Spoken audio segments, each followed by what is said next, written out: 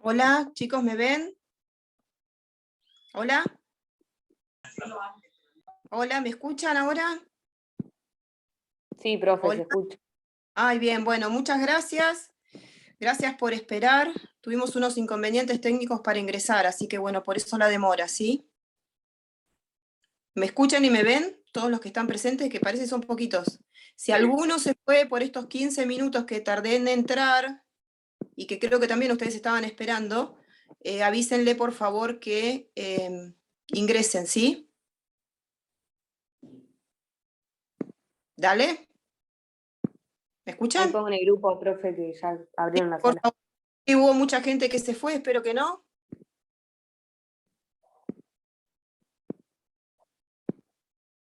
Bueno.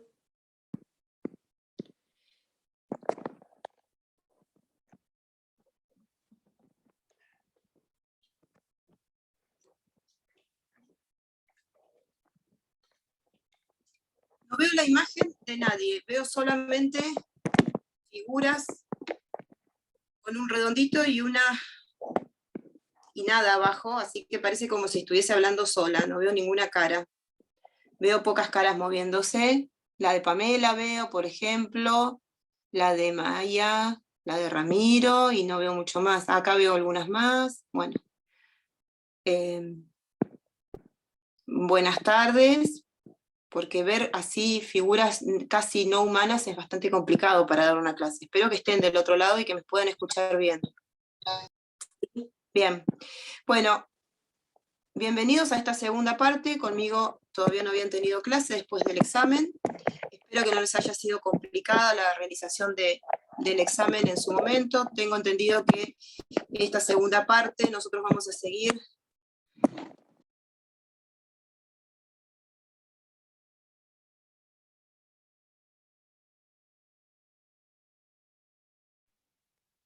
Está en silencio, profe.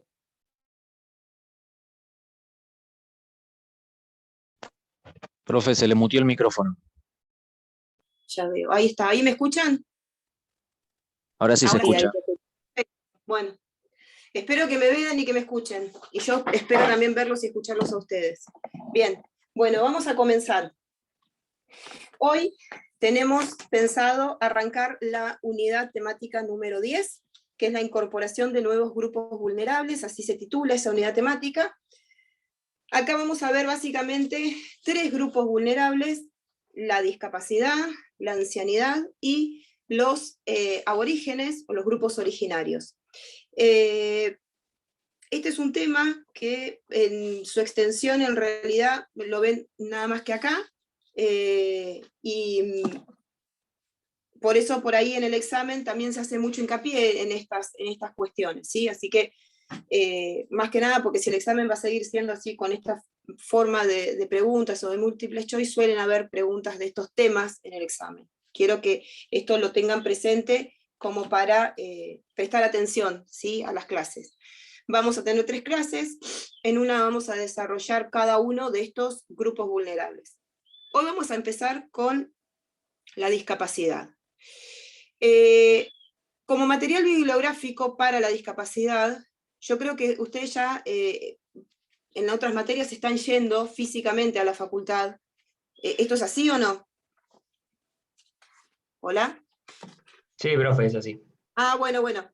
¿Esto por qué les digo? Porque hay un apunte que también está subido y escaneado en la página del profesor Farinella, pero está en el centro de impresiones, que lo estoy buscando para ver el título, a ver si lo tengo por acá. Acá está. Es un apunte que básicamente desarrolla algunas de las cuestiones de las que vamos a abordar hoy, que es de un libro conjunto sobre discapacidad, y este capítulo específico que ustedes tienen que abordar en su lectura y en su estudio para complementar algunos de los temas que vamos a tratar hoy, es de la doctora Agustina Palacios, que es profesora de la Facultad de Derecho de acá de Mar del Plata, y se llama este artículo, que es un capítulo de este libro sobre discapacidad, el título es Una introducción al modelo social de discapacidad y su reflejo en la Convención sobre los derechos de las personas con discapacidad. No son muchas hojas, son aproximadamente unas 20 hojas, que son de lectura a los efectos de abordar algunos de los temas que vamos a tratar hoy. Además, bibliográficamente, van a tener que ver, estudiar y leer la Convención sobre Discapacidad que conforma nuestro artículo 75, inciso 22, dado que fue uno de los instrumentos, el único instrumento luego incorporado desde la redacción originaria, el último instrumento. ¿Sí? Esta convención, que es la Convención Internacional de las Personas con Discapacidad, también va a ser de lectura para ustedes.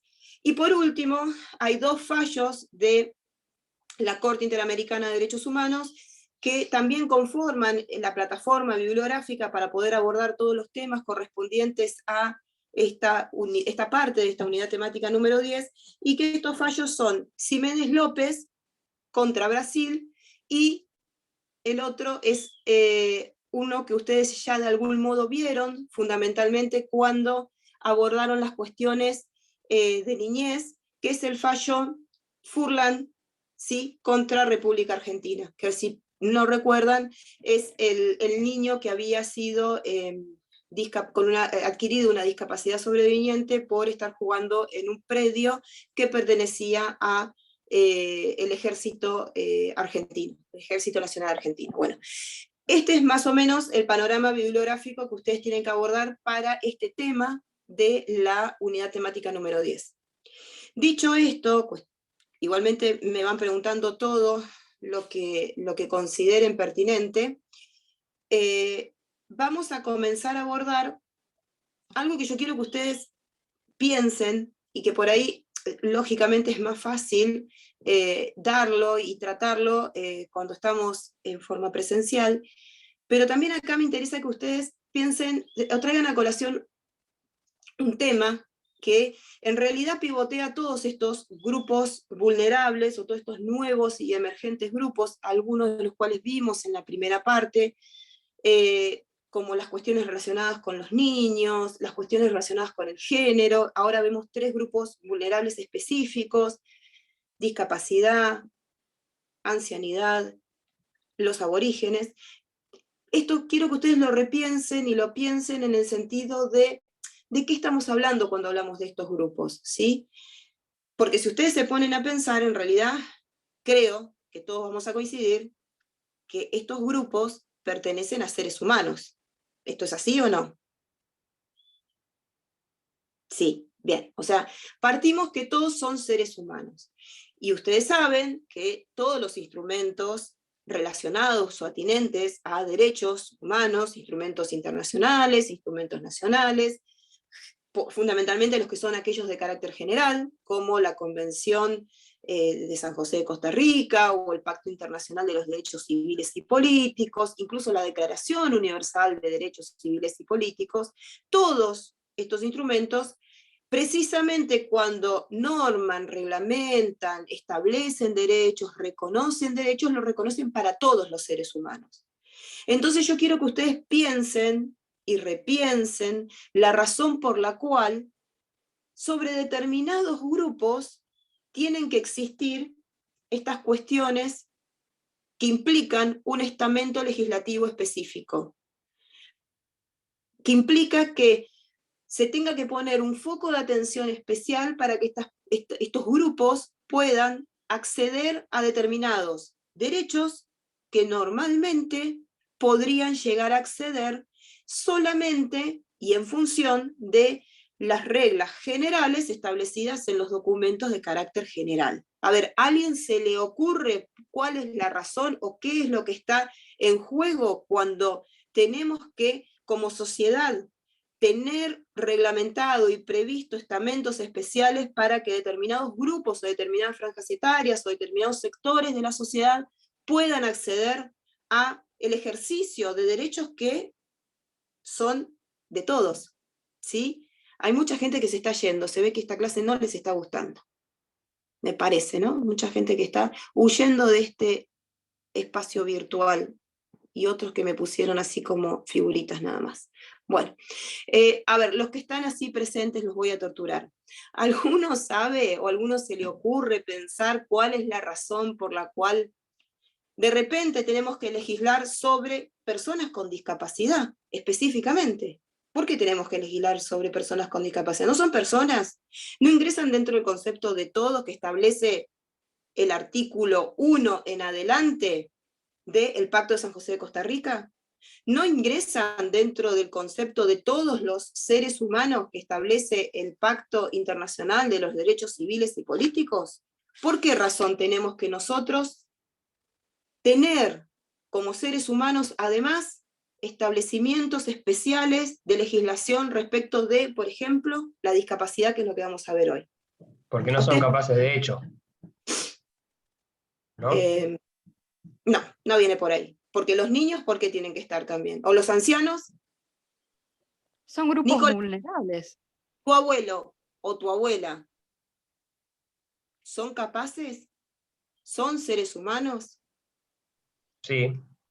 Son capaces, pero no están considerados como tal, por eso se necesita que entren entre la legislación. ¿Y quién no los considera como tal? A ver, me interesa eso, a ver, ¿quién dice eso? Florencia, porque A ver, antes no se reconocía como ahora, entonces se necesita que se esté en la legislación para que se los tenga en cuenta. pero ¿y se supone que somos todos o no? ¿O no somos todos?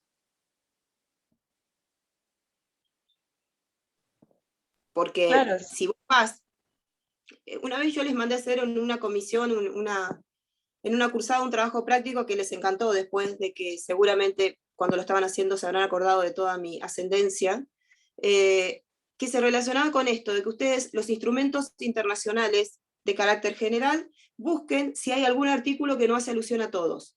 Por ejemplo, todos los seres humanos tienen derecho a la vida, dice el artículo 4 del Pacto de San José de Costa Rica, ¿no? Todos los seres humanos tienen derecho a la integridad personal, dice el artículo 5 del mismo documento.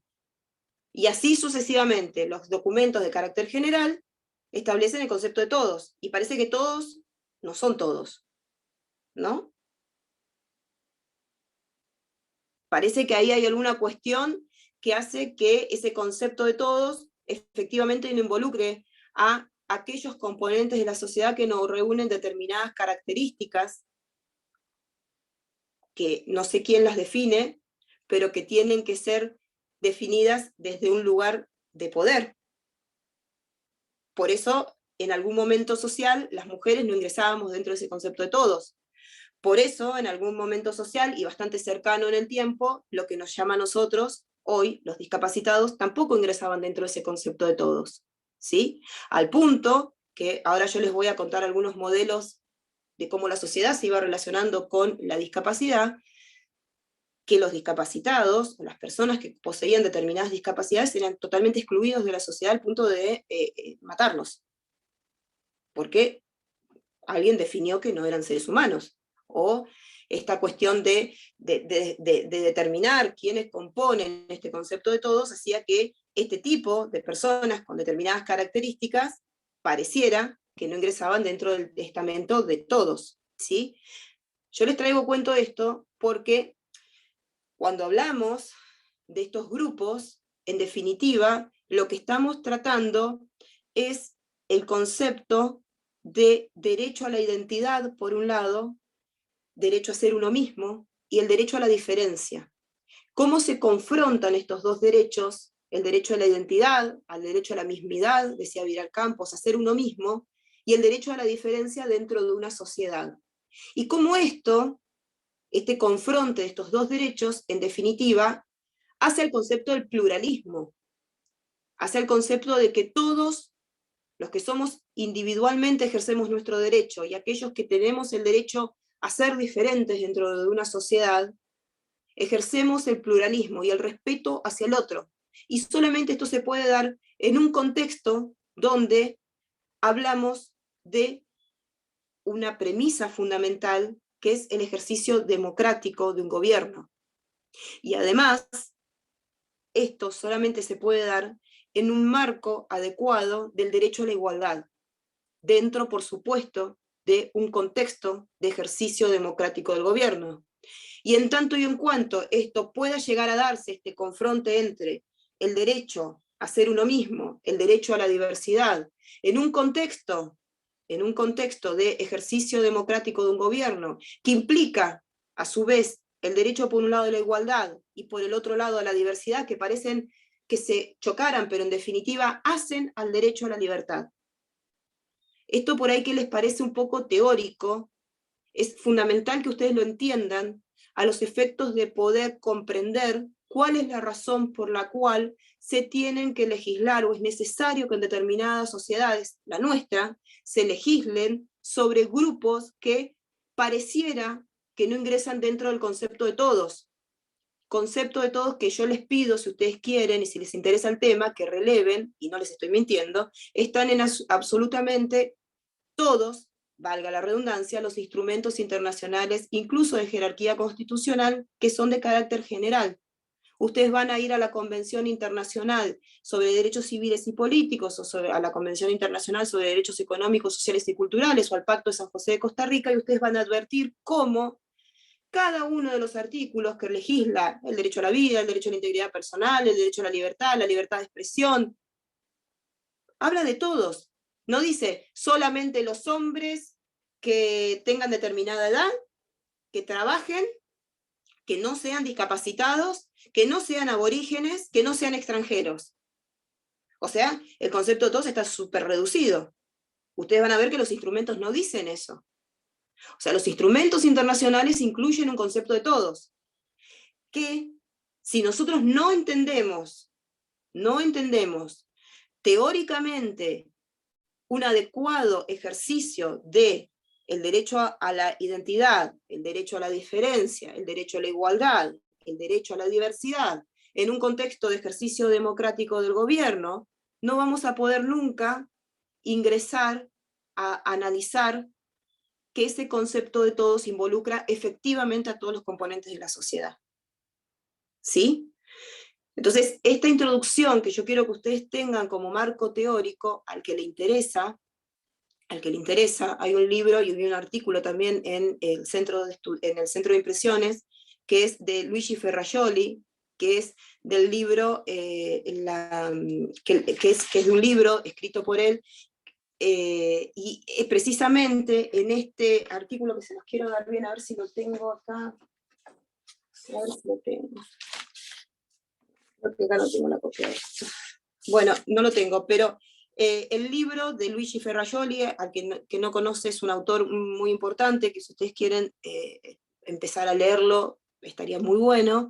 El libro de él, donde está este artículo, que trata adecuadamente este confronte entre el derecho a la mismidad y el derecho a la diversidad, se llama el libro Derechos y Garantías, se los quiero citar bien, es La ley del más débil, ese es el título del artículo, del libro, Derechos y Garantías, la ley del más débil, y dentro de este libro hay un capítulo que específicamente habla de esta cuestión del derecho a la diferencia, el derecho a la igualdad, capítulo que, yo tengo el libro completo, al que lo quiera, pero capítulo que yo lo dejé en el Centro de Impresiones para que lo quiera leer. ¿Sí? Es Luigi Ferrajoli y el libro es Derechos y Garantías, la ley del más débil.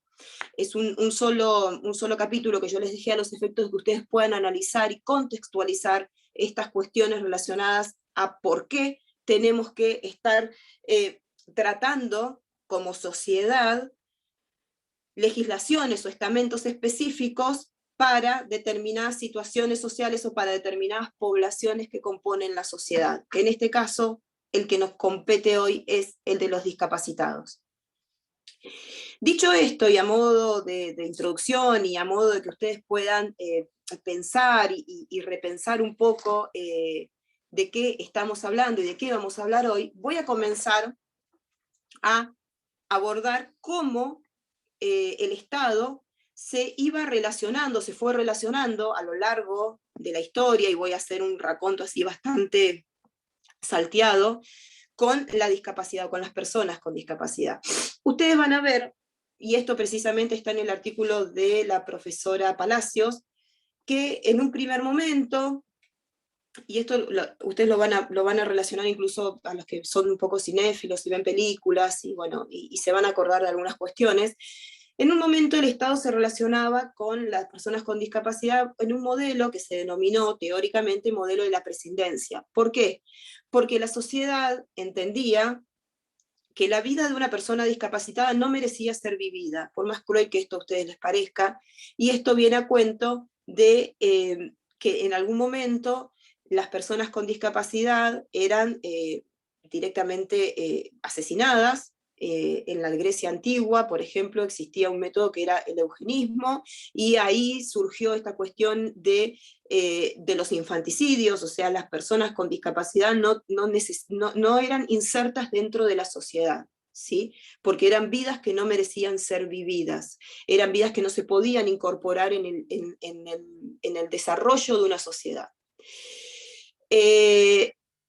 Devenido a estas cuestiones relacionadas con el cristianismo y con el prójimo, y como entender al prójimo como un ser humano y como uno mismo, estos modelos de prescindencia absoluta que llegaban a incluso, como les digo, en la Grecia antigua, al exterminio de las personas con discapacidad, se fue de alguna forma morigerando, pero no por eso las personas con discapacidad eran incluidas en la sociedad. Entonces, en este otro sistema, en esta otra forma del modelo de prescindencia, se comenzó a hablar de la marginación. Entonces las personas con discapacidad eran marginadas de la sociedad, marginadas al punto de que eran destinadas a pedir limosna, a cuestiones que trabajaban en los circos, como bufones, o como las mujeres de 2 cabezas.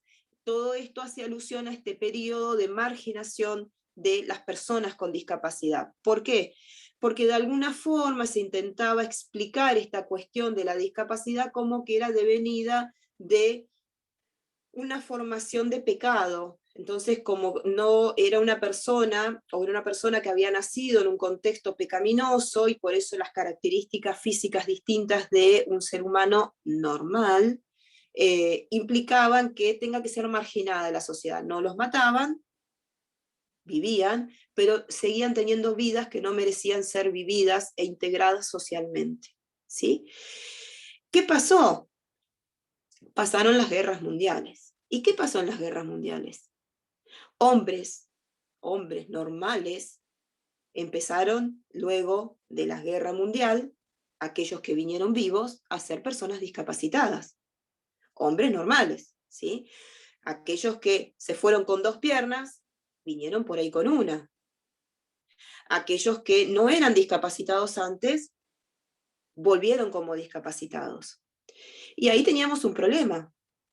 Entonces se comenzó de algún modo socialmente a cambiar este modelo de entendimiento del Estado con la discapacidad, y comenzó un nuevo modelo que se llamaba de rehabilitación.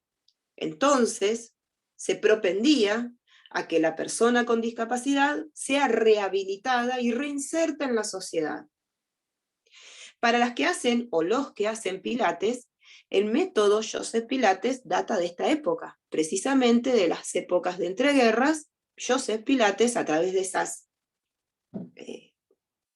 camas que se hacen rehabilitación, iba y propendía a que las personas que venían de las guerras mundiales puedan rehabilitarse, y esto se los traigo a cuento para que ustedes vean cómo se intentaba que las personas vuelvan a ingresar dentro de la sociedad, a seguir desarrollándose como anteriormente se desarrollaban. ¿Cuál es el problema? El problema es que aquel que no podía rehabilitarse volvía a estar excluido socialmente. ¿Qué pasaba con el que no podía rehabilitarse? Y pues no ingresaba en la sociedad nuevamente. Volvía a estar fuera de la sociedad. Ya no se lo mataba, pero sí quedaba marginado socialmente. Ya no se lo entendía como una suerte de composición pecaminosa, pero sí estaba excluido socialmente. Consecuentemente, esto quiero que ustedes adviertan, y esto es importante para el concepto que vamos a trabajar, que es el más importante.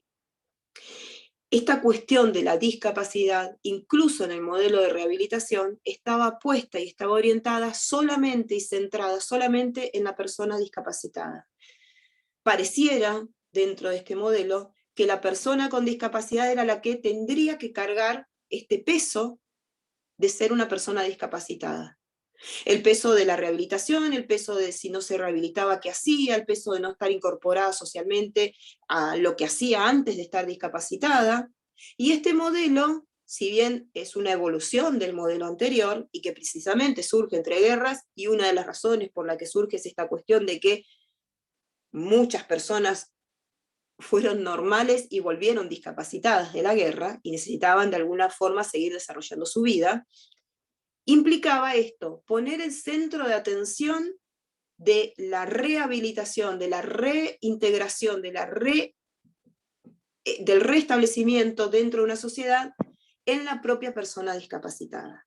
¿Sí? Espero no estar aburriéndolos. ¿Alguien está aburrido? Ahí Dana me está bostezando. ¿Estás cansada? Bueno, yo también. Espero que no te aburra. Tomate un mate. No, perdón. No, yo porque los estoy mirando, porque la verdad que estar hablando acá a la nada misma, una pantalla, es bastante feo. Entonces miro a los que están por ahí moviéndose un poco y digo, estos tienen ahí, Franco Mira Ruiz se fue, se acaba de ir, uno más que se fue. Debe estar aburrido el tema. Yo lo único que les quiero decir es que esto por ahí los toman en examen, entonces estaría bueno que se lo pasen después o que lo vean, porque yo sé que me graban, entonces después ustedes lo pueden ver, pero bueno, la idea es que estén conmigo. Igual somos más que ayer. Ayer eran dos. Sí, era un poquito menos. ¿Y quién les dio clase ayer? Fabio Farinella. Le voy a decir, cambie la temática de las clases porque son muy aburridas, entonces por eso no tiene convocatoria. Yo entonces me siento mejor que tengo convocatoria. Convoco más gente que un artista, vamos todavía. Bueno, a ver. Este modelo entonces de rehabilitación propendía o estaba enfocado, orientado solamente a que la persona discapacitada, además de sufrir su discapacidad, tenga la obligación y la carga de poder reincorporarse socialmente. Y esto no es muy respetuoso de los derechos humanos, y no es muy respetuoso de este concepto de individualidad, de identidad, de mismidad, de diversidad.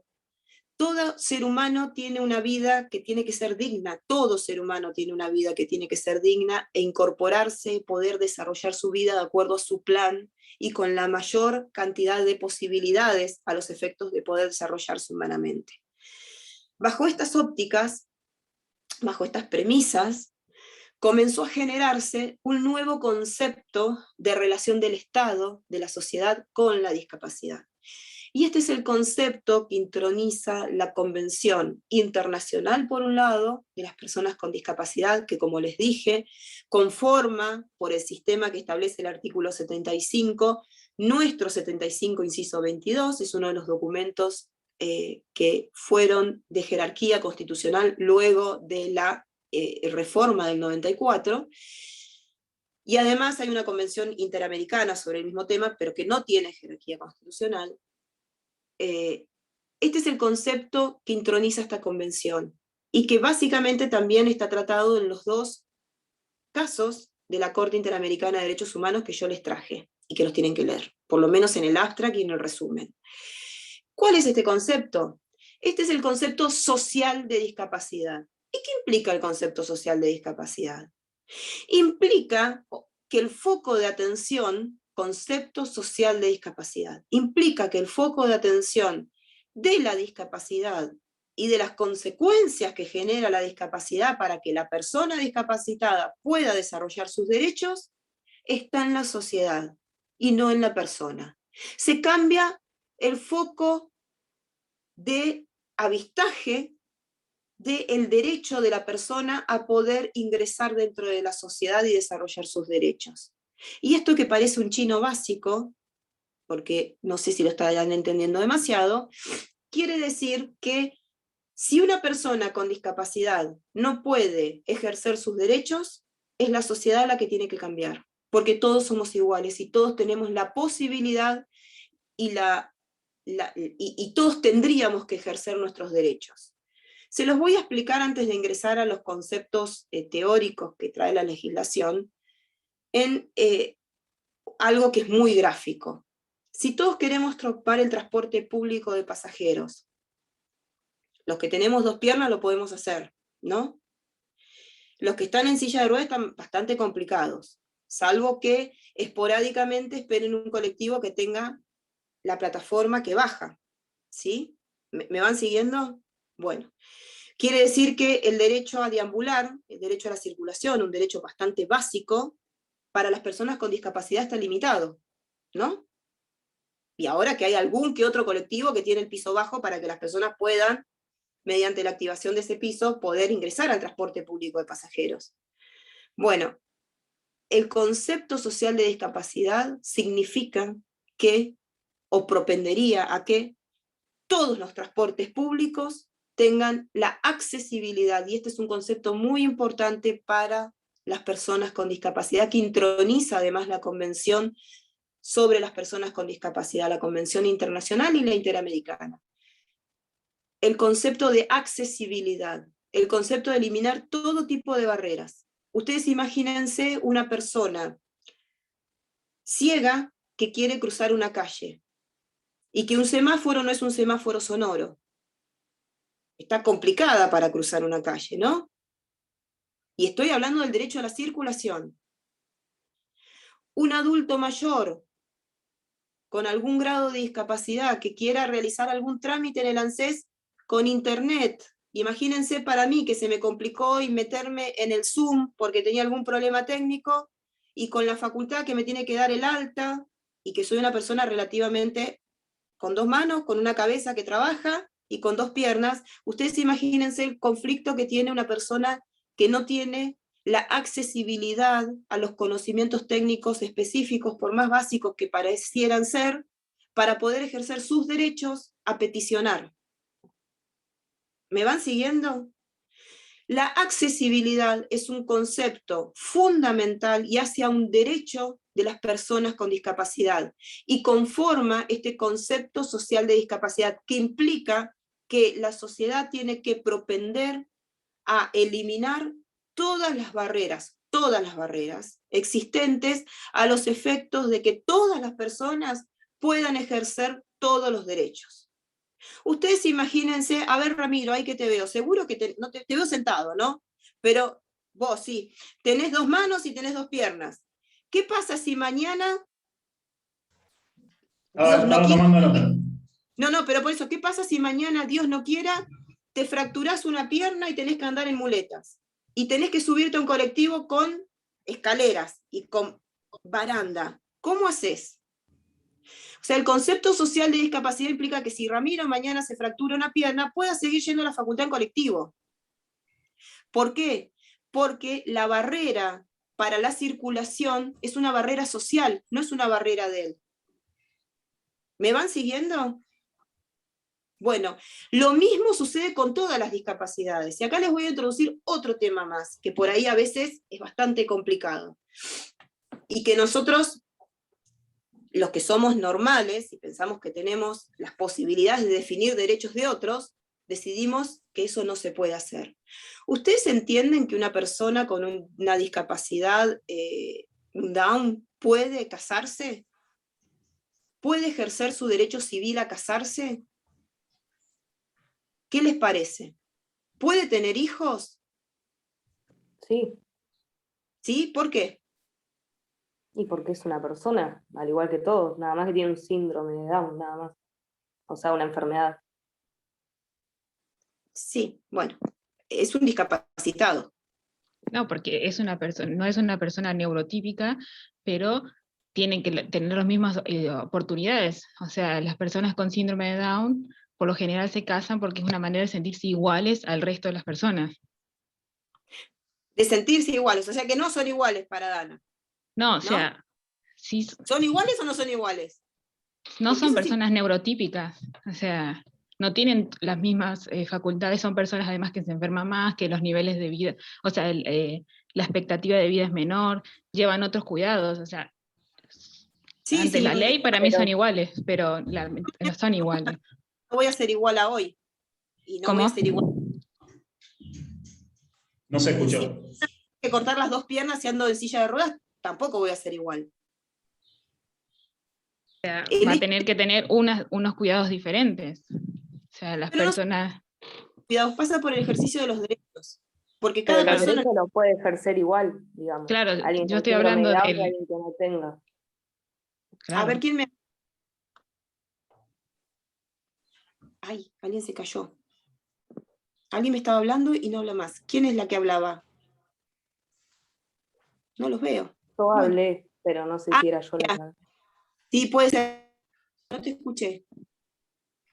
No, que dije que una persona con síndrome de Down o una persona que no tenga síndrome de Down, o sea, lo que estamos hablando acá es el ejercicio de los derechos, no si alguien tiene que tener un cuidado más que otro, por ejemplo.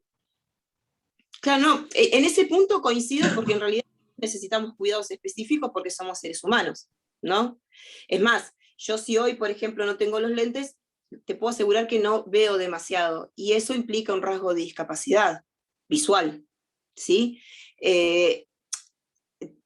Y propendiendo a que todos podamos ejercer y hacer todas las cuestiones, va este concepto social de discapacidad. Por eso yo quiero que ustedes cambien el foco de atención, que las personas con discapacidad, incluso el Down, tiene derecho a desarrollar su vida de acuerdo a su plan de vida. Y no puede obtener barreras porque es distinto, porque hay alguien que le dice que no lo puede hacer. Entonces una persona con síndrome de Down, si quiere casarse, puede casarse. Y hay personas con síndrome de Down que tienen hijos, que no poseen el mismo síndrome, y que son personas que luego incluso llegan a universidades y se desarrollan, incluso las personas con síndrome de Down adquieren autonomías y desarrollos a niveles de culturales y sociales que implican su inserción social de acuerdo a su plan de vida.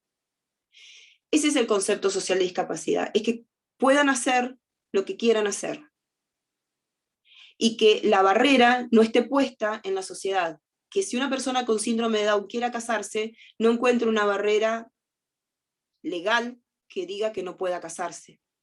No encuentre una barrera que diga que no puede tener un hijo, reconocer un hijo propio, ni ejercer su patria potestad. ¿Sí?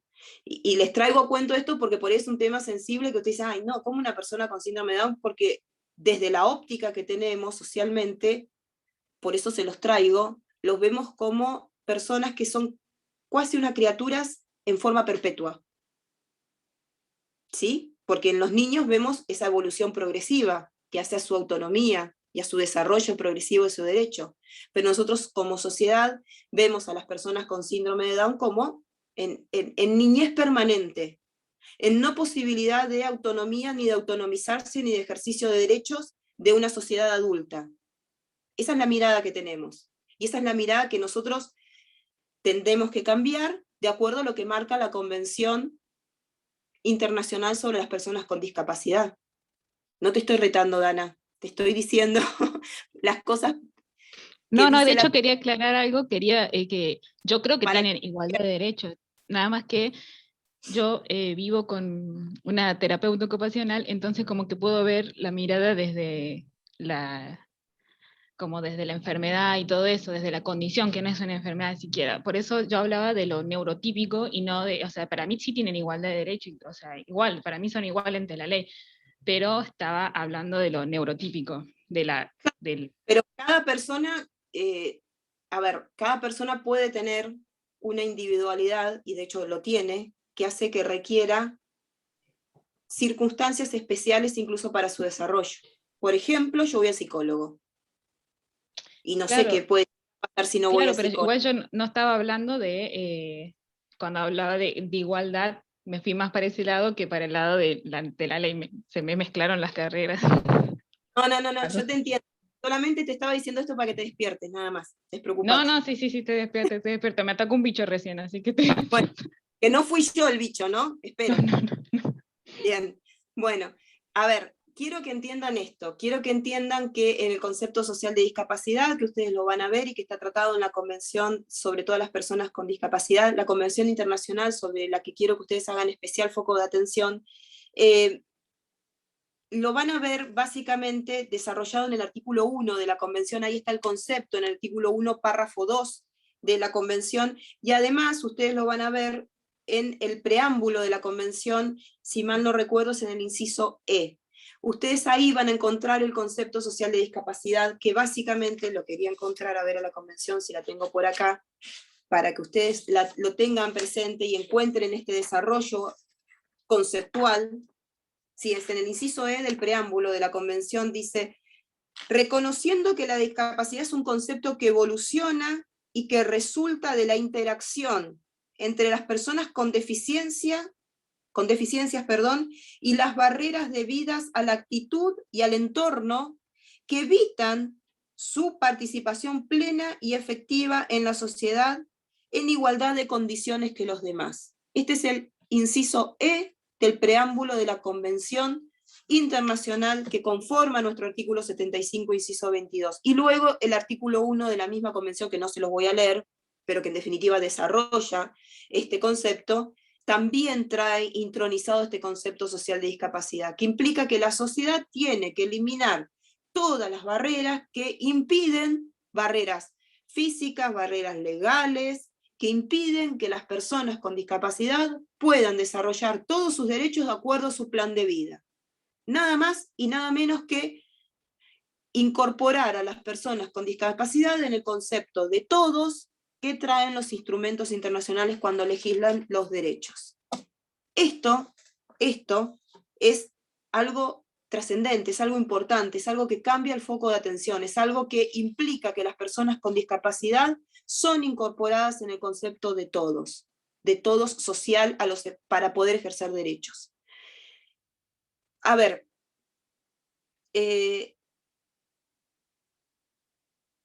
la idea del concepto social de discapacidad, que implica precisamente cambiar este foco de atención, trae a colación y a cuento derechos que son específicos para poder propender a que la sociedad vaya incorporando el concepto social de discapacidad.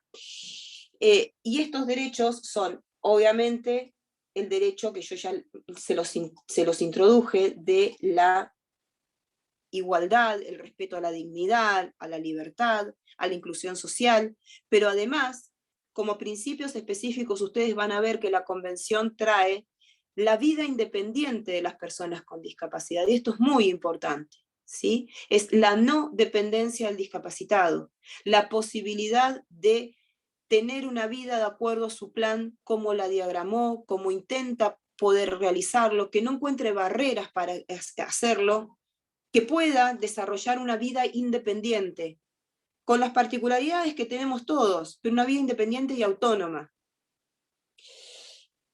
Que esa vida, ese desarrollo, no vaya de la mano de la discriminación. Ustedes van a ver a lo largo del articulado de la Convención cómo se trata específicamente la erradicación de la discriminación para las personas con discapacidad.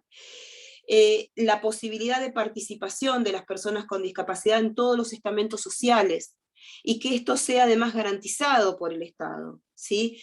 Que nosotros vayamos, por ejemplo, a un lugar de atención pública y que una persona con discapacidad nos atienda, y que nosotros eso lo entendamos como algo normal, ¿sí? Que podamos incluso ver que hay docentes que tienen discapacidad y que pueden ejercer su docencia, que hay abogados que tienen discapacidad y que pueden ejercer su profesión, que hay médicos que también lo pueden hacer, y que básicamente puedan antes acceder a los niveles educativos y a su plan de vida, de la mano del derecho a la libertad, de la mano de la autonomía que tienen que tener, ¿sí? Otra parte importante de los derechos específicos que trae la Convención es la educación inclusiva, dictaminada o introducida en los primeros estamentos de la educación, ¿sí? Que las currículas contengan educación que propenda a la inclusión, que nosotros no veamos como distinto desde la primera infancia a una persona con discapacidad. Esto quiere decir la educación inclusiva. Y les dejé para lo último esta premisa que trae la Convención, que habla del diseño universal. Este diseño universal es el que garantiza el derecho a la accesibilidad. Ustedes van a encontrar el derecho a la accesibilidad normado en el artículo 9 de la Convención, y es muy importante que ustedes este concepto lo releven, derecho a la accesibilidad como un derecho específico de las personas con discapacidad, y que entiendan el contexto del derecho a la accesibilidad y la importancia que tiene para las personas con discapacidad. Y esto va de la mano, precisamente, de entender un diseño universal, un diseño de vida, de accesibilidad, donde todos podamos ejercer todos los derechos. Yo hoy decía a modo de cuento, si mañana me quedo sin una pierna, hay unos derechos que no voy a poder ejercer.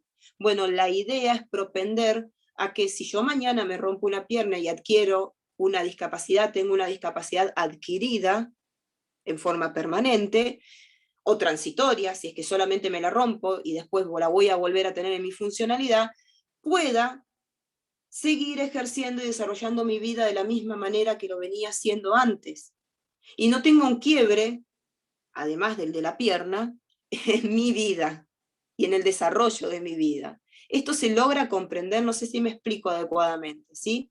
Yo quiero que ustedes vean este cambio, esta nueva óptica de relación del Estado con la discapacidad que introniza, básicamente y a modo legal, la Convención Internacional de las Personas con Discapacidad, ¿sí? De esta convención es importante que ustedes releven todo lo que venimos tratando, pero fundamentalmente yo les voy a dar algunos artículos para que ustedes lo tengan con un específico foco de atención. Bueno, ya les dije el preámbulo en el inciso E, el artículo 1 que define la discapacidad, el artículo 2 que habla sobre la no discriminación contextualizada en las personas con discapacidad, el artículo 9 ya se los dije, de accesibilidad, es muy importante el artículo 9. Después van a ver, ya yendo un poco más avanzado en el articulado, los artículos 53 en adelante, que son los que hablan de esta cuestión del diseño universal y a qué se propende cuando se habla de diseño universal y se legisla respecto a un diseño universal. Después pongan foco de atención también en los artículos 19 y 20, porque son importantes.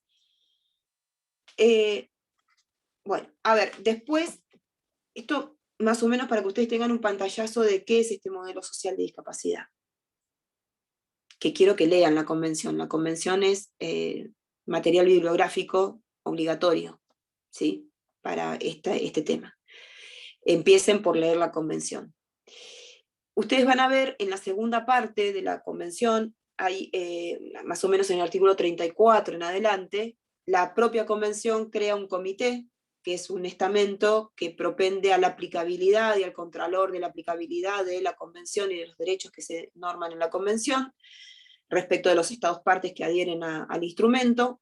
Obviamente la Argentina adhirió al instrumento, por eso conforma nuestro artículo 75, inciso 22, tiene jerarquía constitucional, por tanto, y además se establece la creación de un protocolo facultativo, y en este protocolo facultativo se norman determinados procedimientos para que las personas con discapacidad puedan acceder al contralor de ese comité, y la particularidad que tiene es que, al igual que el comité creado en la convención que previene y erradica todas las formas de discriminación contra la mujer, también la accesibilidad, la legitimación para poder llegar al comité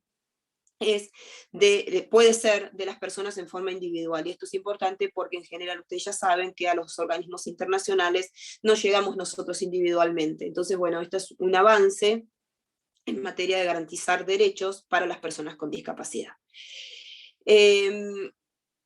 Bueno, a ver, quiero que tengan ustedes foco de atención sobre esto que estuvimos tratando respecto de los modelos de relación del Estado, los 3 modelos, el primero que se desarrolla en 2, pero básicamente 3 modelos, el de exclusión, el de rehabilitación y el social de discapacidad, que hagan foco de atención en los derechos que trae la Convención sobre las personas con discapacidad, que integra nuestro artículo 75, inciso 22, que ya les repito y se los reitero, es la Convención Internacional. Ahora, también quiero que tengan presente que existe una convención interamericana de las personas con discapacidad que conforma nuestra legislación, pero que no tiene jerarquía constitucional. Básicamente, la convención interamericana también, obviamente, introniza el concepto social de discapacidad y tiene similar articulado y similar previsión de derechos porque está enmarcada en la misma óptica y en la misma inclusión de derechos de las personas con discapacidad. Una diferencia que trae la Convención Interamericana es que en el concepto que está desarrollado en los primeros artículos, ustedes van a ver que incluye a la discapacidad también aquellas cuestiones de índole transitoria que generan una discapacidad en el ser humano, ¿sí? Por ejemplo, si yo mañana me rompo una pierna y pasado o dentro de 2 o 3 meses, cuando me la suelde y me la cure, vuelvo a estar con las 2 piernas, yo en el transcurso que tengo la pierna con una discapacidad, ingreso dentro del estatuto de la persona con discapacidad que trae la Convención Interamericana. La Convención Internacional, precisamente, lo que habla es de una discapacidad permanente, de una condición permanente de la persona, y recién ahí ingresa dentro del concepto de discapacidad que trae la Convención. Sí, esa es una de las diferencias que trae, pero básicamente la Convención Interamericana, por más de que tenga por esta razón un concepto más amplio de discapacidad, porque también incluye a las discapacidades transitorias, es básicamente o se orienta en el mismo sentido que la Convención Internacional. ¿Alguna duda sobre esto? ¿Vamos bien? ¿Sí? Bueno, vamos a ver ahora... Una pregunta. ¿Quién me quiere preguntar algo? Pregúntenme, porque así despierto yo también. ¿Pamela, sos vos? Sí. Ah, bien. Sí. Tengo un apunte en donde tengo anotado modelo tradicional, modelo médico y modelo social. ¿Es lo mismo que lo que dijo? ¿O el de rehabilitación y eso es diferente? El modelo médico puede ser el modelo de rehabilitación porque también se conoce de ese modo, ¿sí? Es el modo que propende a que el ser humano se reincorpore en la sociedad. Y el modelo tradicional tuyo, no sé qué desarrollo tiene, pero sí, puede ser el modelo más tradicional, si se quiere, que es el modelo de exclusión, ¿sí? Del discapacitado en la sociedad. No sé qué desarrollo tiene, porque por el título puede tener cualquier cosa, eso no sé si es un apunte, si es un libro donde lo está sacando, ¿es un libro o es un apunte esos de a mano que lo toman así nomás? No, lo saqué dice Buenos Aires, Ciudad, Género y Discapacidad, Dirección General de la Mujer, Ministerio de Desarrollo Humano y Hábitat, habla mucho de lo que es la interseccionalidad, la discapacidad, la violencia de género, y hace así Pero como un... ¿la página oficial del Ministerio de Capital? Bien. Sí, sí. Bien. Entonces es muy probable que ahí dentro de eso se determine o se denomina el concepto tradicional como de relación del Estado con la discapacidad y se denomine como tradicional a el modelo de exclusión. Si vos lees el desarrollo, seguramente, no sé si lo leíste, si ya lo leíste, pero el desarrollo de este modelo tradicional debe hablar de la exclusión y debe hablar de que la persona con discapacidad en algún momento era de alguna forma dispuesta, ¿sí? Su vida no merecía ser vivida, y de alguna otra manera, más morigerado, era excluida socialmente. Más o menos debe decir eso, ¿sí? ¿Es eso? Sí, sí, sí, dice Bien, eso. otra forma de denominación. Sí, el Bueno. modelo de rehabilitación también se conoce como modelo médico, porque básicamente propende dentro de terapias a que la persona vuelva a incorporarse.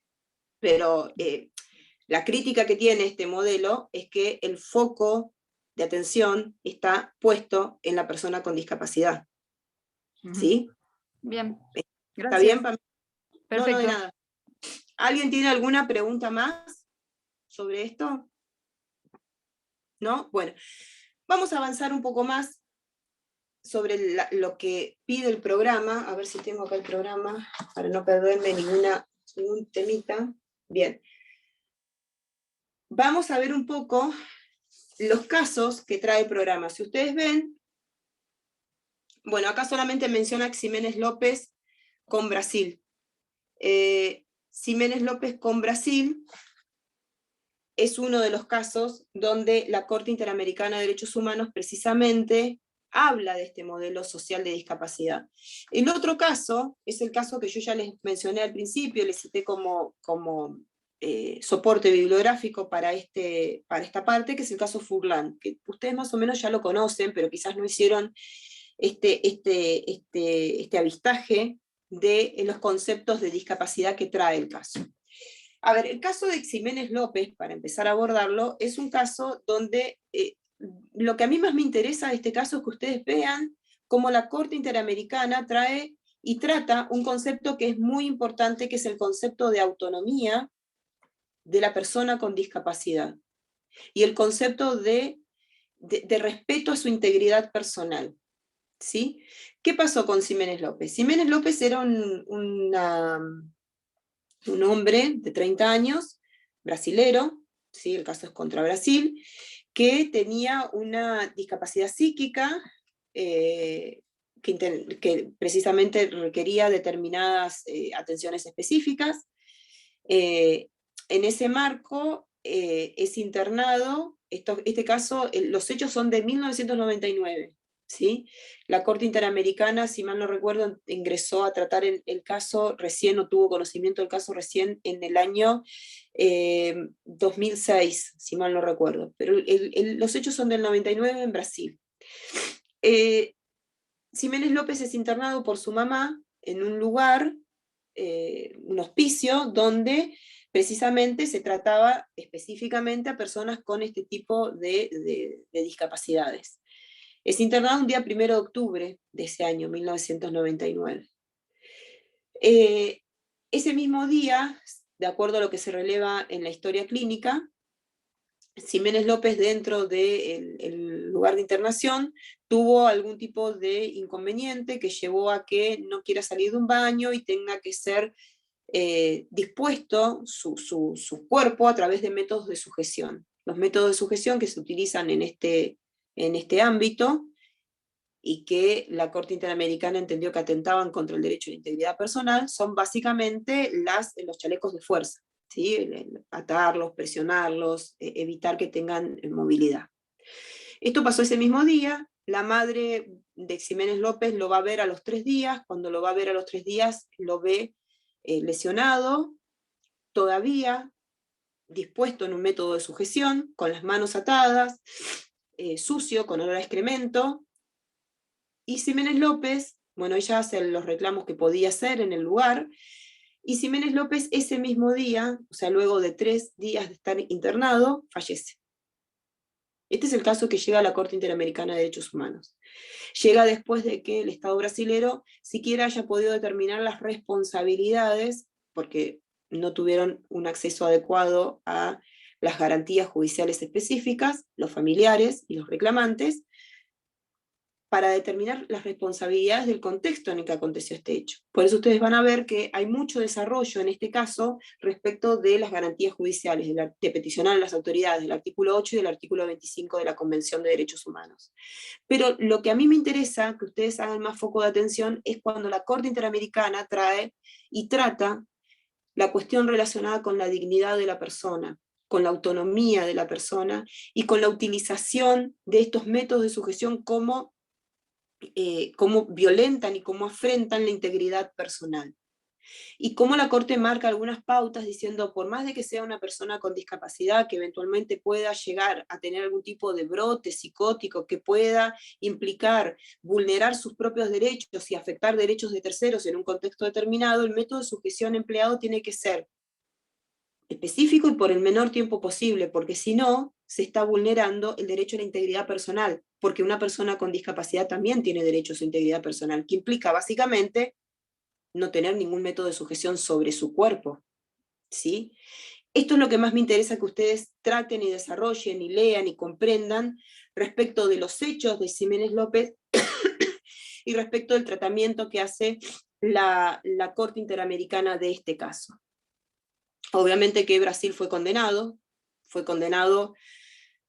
básicamente a que intente garantizar adecuadamente el artículo 8 y el artículo 25 en función de realizar las medidas tendientes para determinar el contexto en el cual habían acontecido los hechos que llevaron a que Ximénez López fallezca, y por otro lado también fue condenado por el artículo 5 de integridad personal, porque en el contexto de lo que podía estar documentado y de lo que se pudo haber relevado de acuerdo a los testimonios de la madre y bueno, de algunas otras personas que trabajaban en el lugar, se vulneró en forma flagrante el derecho a la integridad personal de Ximénez López, básicamente por el contexto en el que aconteció su fallecimiento y esta cuestión de haber estado sometido a métodos de sujeción por tan largo tiempo, ¿sí? Entonces, este análisis es el que más me interesa porque es el que hace más, o que toca más el derecho a las personas con discapacidad. Ustedes van a ver, ingresen por la ficha técnica primero, como ya les dije, sigan por el resumen oficial, y ustedes van a ver cómo la Corte Interamericana de Derechos Humanos trata esta cuestión del derecho a la vida, el derecho a la integridad personal, y las obligaciones específicas que tiene el Estado en este contexto con una persona con discapacidad. Eso es lo que más me importa que ustedes vean. Básicamente están en los parágrafos 122 en adelante del fallo, ¿sí? Es lo que más me interesa que ustedes vean, el derecho a la vida, el derecho a la integridad personal, específicamente para las personas con discapacidad, ¿sí? Que básicamente alude a esta cuestión, a que por más de que sean personas con discapacidad, incluso con una discapacidad psíquica, e incluso dentro de una discapacidad psíquica, con algún brote psicótico, algún cuadro que implique intervención de un tercero, los efectos de evitar vulneraciones propias en los derechos de la persona y de otras que puedan estar, de otras personas que puedan estar, o afectar a terceros que puedan estar en mediaciones, esas cuestiones tienen que ser por el menor tiempo posible, con un respeto de los derechos de la persona, de su autonomía, de su integridad personal, de su derecho a la vida, ¿sí? A la vida entendida como un derecho de todos, ¿sí? Entonces, esto es lo más importante, lo más trascendente del fallo de Ximénez López. ¿Alguna cuestión sobre esto? ¿Alguien se quedó con alguna duda que quiera plantear o algo que quiera comentar? Estamos todos entendiendo todo, genial. Bueno, ¿vamos bien? ¿Sí? Bueno, y el otro fallo que yo quiero que ustedes tengan presente es el fallo de Furlan. Furlan ustedes ya lo vieron cuando vieron Conmigo Niños, pero ustedes van a ver acá cómo la Corte Interamericana introduce también el concepto social de discapacidad, que también obviamente es tratado en Ximénez López, en una discapacidad que, como ustedes saben, porque ya conocen los hechos, no se los voy a volver a narrar, es una discapacidad adquirida. ¿Por qué? Porque el niño era un niño sin discapacidad, antes de haberse producido el evento que llevó a que él adquiera una discapacidad, una condición distinta a la que tenía antes. Bueno, ustedes ahí van a ver esta cuestión relacionada con las consideraciones que hace la Corte Interamericana del concepto social de discapacidad, y específicamente la interrelación que hace con la niñez, porque ustedes saben que Furlan cuando adquirió su discapacidad era un niño, y cómo esta cuestión se vincula también con el acceso de Furlan, en este caso, a todos los derechos, y cómo el no acceso de Furlan a todos los derechos implicó la vulneración de su vida y de su desarrollo, de su plan de vida. Para recordar un poco, este caso se prolongó mucho en el tiempo, incluso hizo a que Furlan sea un adulto que incluso tuvo problemas en sede penal por haber golpeado a su abuela. Bueno, todo un contexto que llevó a que esta discapacidad adquirida implique una afrenta a los derechos del desarrollo personal de Furlan, y cómo además la República Argentina termina siendo condenada también por no haber garantizado los derechos a este niño con discapacidad adquirida y el no acceso a una reparación adecuada, porque si ustedes recuerdan el caso, se había prolongado en el tiempo el tema relacionado con la reparación de la indemnización que estaba pidiendo la familia de Furlan. Básicamente, la Corte Interamericana, en el caso Furlan, que ustedes ya lo leyeron y ya lo conocen, hace foco de atención en los parágrafos, si mal no recuerdo, 124 en adelante, y trata esta cuestión de la discapacidad. Y ustedes van a ver ahí cómo trae conceptos relacionados con el concepto social de discapacidad y cómo lo trata el concepto social de discapacidad, ¿sí? La Corte Interamericana de Derechos Humanos, por supuesto, y esto quiero que ustedes lo tengan presente, entiende a la discapacidad como un concepto social. Consecuentemente, los dos fallos que les traigo propenden a esta cuestión de eliminar las barreras, a la cuestión de la igualdad, al derecho de la accesibilidad, a la posibilidad de que tienen las personas con discapacidad de desarrollar un plan de vida de acuerdo a lo que autónomamente quieran desarrollar y quieran realizar, y que la sociedad tiene que eliminar todas las barreras existentes en ese fin que tiene la persona, ¿sí? Bien. A ver si me quedó algo más pendiente. Programa. ¿Alguien quiere hacer alguna pregunta? ¿No? ¿Todos comprendieron? Espero que entiendan. Bueno. Hay muchos que me parece que están muteados y que cuando hablo ni siquiera aparecen, consecuentemente, por ejemplo, calculo que no deben de estar. Bueno. Vamos, a ver, los que están acá, Sandra, Ramiro, Nicolás, Pamela, Maya, Mariana, estoy acá, dice. Bueno. Y los Perdón, le hago una pregunta. Sí, pregunta. Sobre el campus, hay una ley que dice 26378, que es la Convención sobre los Derechos de las Personas con Discapacidad. ¿Esa es la Corte Interamericana, no? No, esa es la que aprueba la Convención Interamericana. La Convención Internacional está aprobada por otra ley, que ya te digo exactamente el número, conforma el 75, inciso 22, así que el que tenga una constitución relativamente nueva la va a traer también como adición en el 75, inciso 22. La Convención Internacional es la 27044, fue promulgada el 11 de diciembre del 14 por la República Argentina, ¿sí? Ok. Esta es la que tiene jerarquía constitucional, es la internacional, ¿sí? Ok, gracias. Y entonces, esta que está en el campus... Es la Convención Interamericana, pero la Convención Interamericana, como les digo, reúne las mismas características, pero la que me interesa que ustedes lean es la Convención Internacional. Ustedes la googlean y está la Convención Internacional, ¿sí? Sí. Está en la Constitución Nacional, en los artículos, los instrumentos que vienen atrás, la tienen que tener, porque ya casi todos son distintos, ya son ediciones nuevas. Cuando traen los instrumentos que conforman el 75, inciso 22, la tienen que tener. Es la Convención Internacional. La Convención Interamericana, para que nos entendamos, Ramiro, es igual, es similar, también propende al concepto social de discapacidad, trae los mismos derechos sincronizados. La única diferencia, si ustedes quieren, es que tiene un concepto más amplio, porque también alude a la discapacidad transitoria de las personas, ¿sí? Y además, otra diferencia básica que tiene es que no conforma el artículo 75, inciso 22, por eso me interesa que ustedes vean la Convención Internacional, porque tiene jerarquía constitucional. ¿Sí? Y quiero que la lean. ¿Cómo se llama? Y en el caso de Ximénez López, ¿es por la violación de la Convención Americana? ¿Interamericana? Sí, es la Convención Americana, pero básicamente ustedes recuerden que el desarrollo que hace la Corte Interamericana es en función del Pacto de San José de Costa Rica.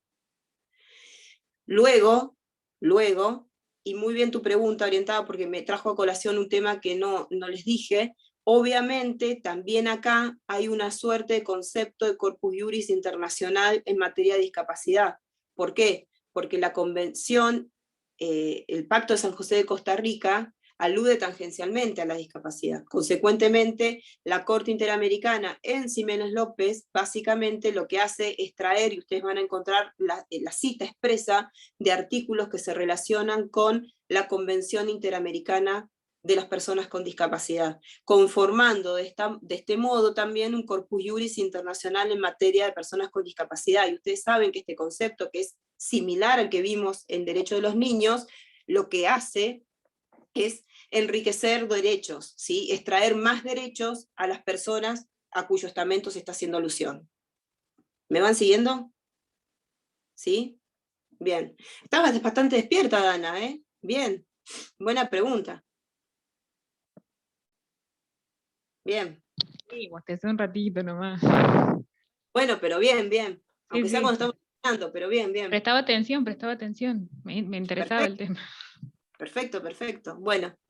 ¿Alguna duda sobre esto? Bueno, es un tema que por ahí es importante que ustedes lo tengan presente de cara al examen, fundamentalmente si sigue siendo así múltiples choice, ¿sí? A ver qué convención está en el 75 inciso 22, a ver qué es el concepto de accesibilidad, ¿sí? Todo eso por ahí puede ser alguna preguntita que puedan dar boyando por ahí. Entonces por ahí es un tema que está bueno que ustedes lo tengan presente, ¿sí? ¿Cuáles son los modelos? ¿Qué es el modelo social? Y alguna que otra orientación ahí para que ustedes marquen alguna crucecita. Entonces, bueno, al que no escuchó la clase, porque se fue, y como yo sé que la cuelgan en el campus, por favor díganle que me escuche, aunque sea a la noche cuando esté en la casa, entonces por ahí refresca algún tipo de conceptos, ¿sí? Bueno, para estudiar esto, les vuelvo a decir, lean la convención, fundamentalmente la internacional, para las personas con discapacidad, lean el artículo que está en el centro de impresiones de la profesora Palacios, que básicamente lo que desarrolla, lo que trata son estos 3 modelos de entendimiento del Estado con las personas con discapacidad, y al menos la ficha técnica y los resúmenes de los 2 fallos que estuvimos viendo. Uno de esos fallos ustedes ya lo vieron, pero hagan fundamental foco de atención donde tratan los temas relacionados con discapacidad. El de Ximénez López es exclusivamente discapacidad, el de Furlan es de niños y discapacidad, pero la diferencia que tiene este último es que es de discapacidad adquirida, y en esos parágrafos que yo les dije, que es del 124 más o menos en adelante, alude al concepto social de discapacidad y trata la cuestión de Furlan como un niño discapacitado, y eso me interesa que ustedes lo tengan presente. ¿Sí? Bueno, nos veremos el viernes que viene, vamos a seguir con estos temas. Nos queda personas mayores, adultos mayores, la vejez, y nos queda los aborígenes. Así que bueno, van a ser temas que vamos a abordar en las 2 clases que vienen. Cualquier pregunta, cualquier cosa que necesiten, me la mandan por mail, ¿ok? ¿Listo? Bueno chicos, muchas gracias. Gracias por estar, y espero que esto les haya servido. ¿Sí? Chau. Chao, hasta luego. Hasta luego chicos.